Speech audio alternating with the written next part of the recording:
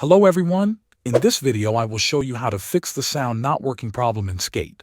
First click on the Windows icon and search for the control panel. Open it, then click on Hardware and Sound. After that, click on Sound. You will see a list of playback devices. Scroll down and find the device you are using, whether it is your speakers or your headphones. Right-click on it and select Properties. Inside the Properties window, go to the Advanced tab. Here you will see an option called Default Format. Click on it and change the quality to CD quality. Once you have done that, click Apply and then OK. This step solves the issue for many players because sometimes the sound format is not compatible with the game. You can also try updating your audio drivers. To do this, right-click on the Windows icon and select Device Manager. Expand the Sound section, right-click on your audio device, and choose Update Driver. Restart your computer after the update to apply the changes.